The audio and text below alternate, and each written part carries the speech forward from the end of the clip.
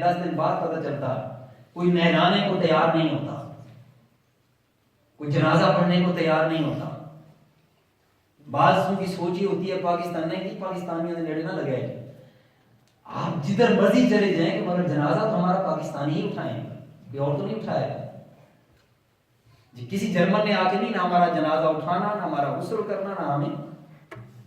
میں باتیں تھوڑی سی اور انداز میں کر گیا ہوں تھوڑا احساس دلانے کے لیے، کیونکہ یہ میرے اپنے احساسات ہیں جو 4-5 سالوں میں نے یہاں دیکھے ہیں کہ ہم محفلیں بھی سجا لیتے ہیں، سب کچھ کرتے ہیں، مگر اپنے آپ کو بدلتے نہیں، چینج نہیں لاتے، دوسرے کی حالت کو دیکھ کے اپنے آپ کو بدلنے کو تیار نہیں۔ ہماری آنکھیں صبح شام تکتی ہیں کہ کیا ہو رہا ہے، مگر ہم اس انتظار میں کہ جب تک مجھ پر نہیں بیتے گی بات، جب تک مجھ پر نہیں معاملہ آئے گا، اس وقت تک مجھے سمجھ نہیں آئے۔ جبکہ اللہ نے فرمایا فَاعْتَبِرُوا یا اولي الابصار، اے آنکھیں رکھنے والو عبرت لو، عبرت پکڑو۔ اپنی اولادوں کے لیے دعائیں کرتے ہیں، قرآن نے یہ انداز بتا دیا۔ حضرت زکریا علیہ السلام نے دعا کی اپنے بیٹے کے لیے، یا اللہ انی خفت الموالی، یا اللہ مجھے ڈر ہے کہ میرے بعد میرا کوئی وارث نہیں ہوگا۔ انبیاء کے وارث مال کے نہیں ہوتے، علم کے ہوتے ہیں، دانش کے ہوتے ہیں، شعور کے ہوتے ہیں۔ وَهَنَ الْعَظْمُ مِنِّي وَاشْتَعَلَ الرَّأْسُ شَيْبًا، عرض کریں یا اللہ بوڑھا ہو گیا، ہڈیاں جواب دے گئی ہیں، سر میں سفیدی آ گئی، میرا وارث کوئی نہیں ہے، تو کرم کر دے، بیٹا عطا کر دے۔ اللہ پاک نے تو گویا قرآن نے یہ انداز بتا دیا کہ اچھی نیک صالح اولاد کے لیے دعا کرنا پیغمبروں کی سنت ہے۔ جس طرح حضور صلی اللہ علیہ وسلم کے لیے دعا حضرت ابراہیم نے کی کہ جب کعبہ بنا چکے، کعبہ کی مزدوری کا وقت آیا تو اللہ پاک کی بارگاہ میں دعا کی کہ ربنا وابعث فیہم رسولا منہم یتلو علیہم آیاتنا ویزکیہم ویعلمہم الکتاب والحکمہ، کہ مولا اب میری نسل میں اس پیغمبر آخر الزمان کو بھیج جس کا تو نے ہم سے شروع میں وعدہ کیا تھا۔ وَإِذَا أَخَذَ اللَّهُ مِيثَاقَ النَّبِيِّينَ لَمَا آتَيْتُكُم مِّن كِتَابٍ وَحِكْمَةٍ ثُمَّ جَاءَكُمْ رَسُولٌ مُصَدِّقٌ لِّمَا مَعَكُمْ لَتُؤْمِنُنَّ بِهِ وَلَتَنصُرُنَّهُ، تو نے ہم سے وعدہ لیا تھا کہ جب وہ آئے گا تو پھر تمہاری نبوت ہر چیز ختم کر لَتُؤْمِنُنَّ بِهِ وَلَتَنصُرُنَّهُ، تمہیں ان پر ایمان بھی لانا ہوگا اور ان کی مدد اور نصرت بھی کرنا ہوگی۔ تو وہ ہستی جس کی مدد اور نصرت کے لیے انبیاء کو مقرر کیا گیا، وہ ہستی کا مقام مرتبہ کیسے ہوگا؟ جیسے سر جی فرما رہے تھے کہ بخشش، ہم خصوصاً جو سنی لوگ ہیں حضور بخشش شفاعت فرما دیں گے، یہ شفاعت ضرور فرمائیں گے، مگر یہاں میں کارون حسن نثار صاحب مجھے ان کی بہت اچھی یہ بات لگی، انہوں نے کہا اب وہی بات کہ یہ بالکل لویسٹ ڈگری ہے کہ ریمارکس نمبر جو ہے آپ کو پاس مارکس نمبر مل جائیں۔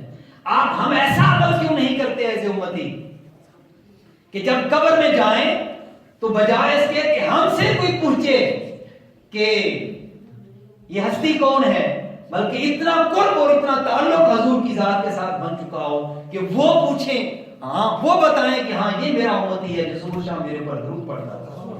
اور جب قیامت کا وقت آئے تو شفاعت حضور صلی اللہ علیہ وسلم کا چہرہ ہمیں دیکھ کر کھلکھلا اٹھے کہ یہ ہے وہ میرا امتی، میرے مولا، کہ آج اس نے میرا سر جو ہے وہ سرخرو کر دیا، سرخرو کر دیا۔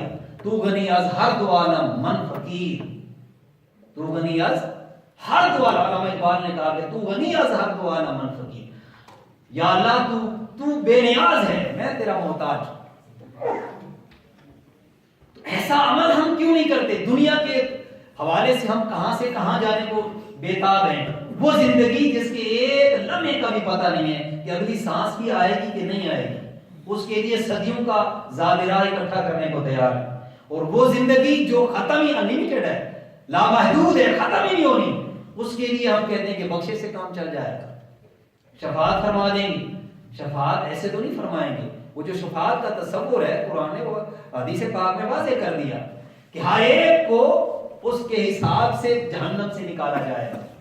جو حدیث پاک ہے شفاعت اس میں کہ آپ صلی اللہ علیہ وسلم کو حکم ہوگا کہ امتیوں کو جہنم سے نکال کے جنت میں ڈالتے چلے جائیں، اور اس میں درجات ہوں گے ایمان کے، حتیٰ کہ فرمایا کہ پھر بالکل اینڈ پہ تھوڑا سا بھی رتی برابر جس کے اندر ایمان ہوگا اس کی باری اینڈ پہ آئے گی۔ اس میں تو کوئی شک نہیں کہ جو اہل ایمان ہے بالآخر انہوں نے جنت میں ہی جانا ہے، مگر بالآخر جانا ہے، ڈائریکٹ نہیں جانا، ہر ایک نے ڈائریکٹ نہیں جانا۔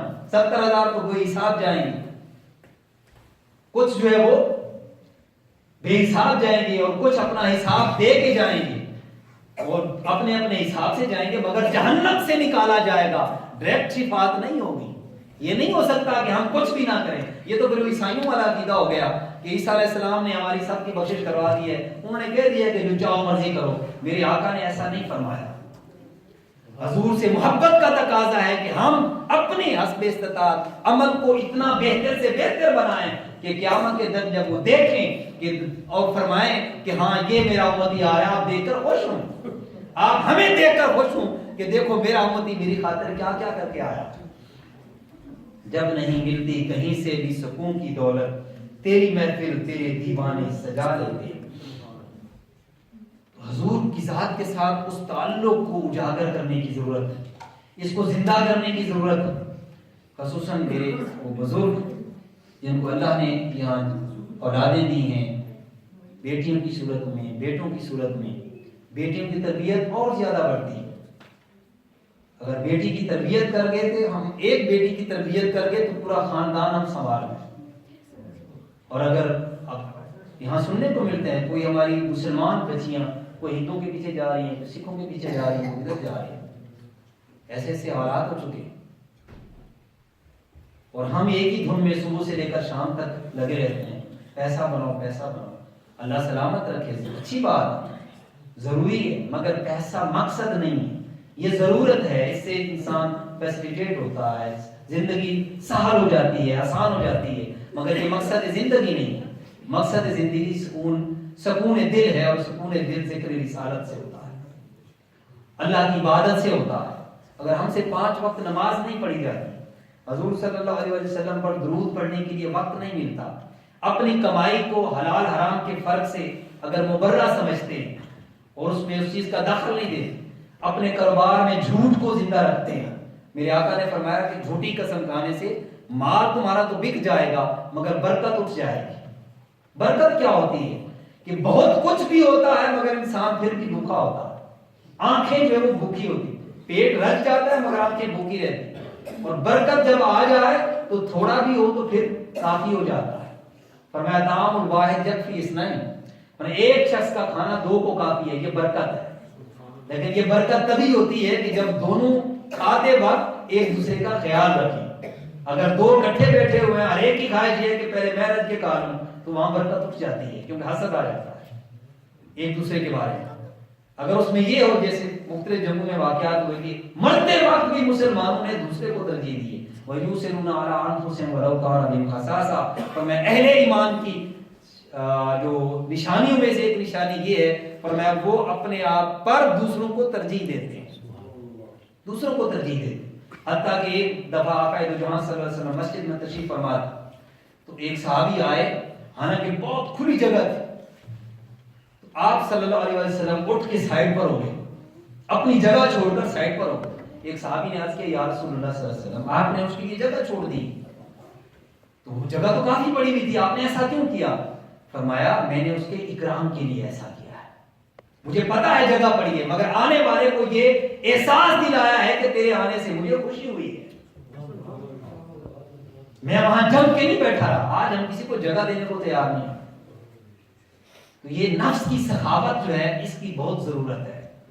بعض وقت ہاتھوں میں سخاوت ہوتی ہے مگر ہم کسی کو ریسپیکٹ دے کے تیار نہیں ہوتے، کہتے ہیں عزت دو عزت لو، جب تک دوسروں کو عزت نہیں دیں گے، احترام نہیں کریں گے، اس کا ریسپیکٹ نہیں دیں گے، وہ دوسرا ہمیں عزت کیسے دے گا؟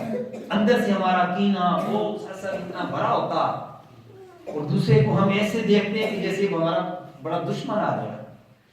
تو فرمایا کہ میں نے اس کو جگہ اس لیے چھوڑی ہے تاکہ اس کو احساس ہو کہ اس کا کتنا دل میں، میرے دل میں اس کا کتنا احترام ہے، اس سے خوش ہو جاتا۔ کوئی آتا ہے آپ اس کے لیے اٹھ کھڑے ہوتے ہیں، اس کو آپ اس کو اپنی جگہ پہ بٹھاتے ہیں، خوش ہو جائے۔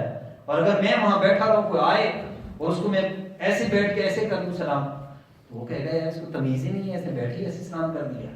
ہمیں تو حضور صلی اللہ علیہ وسلم نے ایک ایک ادا سکھائی ہے، ان میلاد کی محافل سے ان اداؤں کو اپنی زندگی میں ڈالنے کی ضرورت ہے۔ اگر ہم چاہتے ہیں کہ ہماری اولادیں خوش رہیں، آگے ہماری نسلیں خوش رہیں اور ہم بھی دنیا میں عزت کمائیں، تو اس کا واحد اور واحد حل جو ہے وہ دین اسلام کی اطاعت میں ہے۔ حضرت عمر فاروق رضی اللہ تعالیٰ عنہ فرمایا ہم تو کچھ بھی نہ تھے، ہمیں جو کچھ عزت ملی ہے یا رسول اللہ صلی اللہ علیہ وسلم آپ کی وجہ سے ملی ہے، دین اسلام کی وجہ سے ملی ہے۔ آج اگر ہم اس عزت کو دولت میں ڈھونڈیں گے، شہرت میں ڈھونڈیں گے، مال و زر میں ڈھونڈیں گے تو ذلیل و رسوا ہوں گے قارون کی طرح۔ اور اگر اس عزت کو اسلام کے ساتھ وابستگی میں تلاش کریں گے، حضور کے ساتھ وابستگی میں تلاش کریں گے، اللہ کی عبادت میں تلاش کریں گے، شریعت پر استقامت میں تلاش کریں گے، دین اسلام کی پیروی میں اس کو تلاش کریں گے، تو پھر اس دنیا میں بھی عزت ہمیں میسر آئے گی اور آخرت میں بھی عزت میسر آئے گی۔ تھوڑا سے زیادہ نہیں، تھوڑا کوشش تو کریں۔ حتیٰ کہ میں یہ کہنے میں حق بجانب ہوں کہ اگر ہم زندگی میں کوئی ایک بھی سنت حضور صلی اللہ علیہ وسلم کی اپنا لیں، یہ سمجھ کر کہ یہ میرے آقا کا طریقہ ہے، آقا نے یوں کیا تھا، حضور صلی اللہ علیہ وسلم نے ایسا کیا تھا، اس لیے اس طریقے کے ساتھ چمٹ گئے، جڑ گئے، تو قیامت کے دن وہ بھی ہماری شفاعت کا باعث بن جائے گا۔ لیکن نسبت وہی کام آئے گی، نسبت وہی کام آئے گی۔ کسی اور کو ماڈل کیوں بناتے ہیں؟ آج ہماری نسلوں کو ایکٹروں کے ناموں کا پتہ ہے، ایکٹرز وغیرہ ان کے ناموں کا پتہ ہے، مگر اسلامی ہیروز کا پتہ نہیں۔ وہ کس نے بتانا؟ ان مسجدوں کو آباد کرنے کی ضرورت ہے۔ یہ مسجدیں آباد ہوں گی ہم سے، ہماری نسلوں سے، تو دین آگے منتقل ہوگا، دین آگے منتقل ہوگا۔ اور اگر یہ نہ ہوا تو پھر ہم نہ دنیا کے رہیں گے نہ ہم آخرت کے رہیں گے۔ اللہ پاک کی بارگاہ میں عرض ہے کہ ہمارے حال پہ رحم و کرم فرمائے، اور ہم نے جو پڑھا سنا اس کو سمجھنے اور اس پر عمل پیرا ہونے کی توفیق عطا فرمائے۔ بہت بہت شکریہ تمام احباب کا۔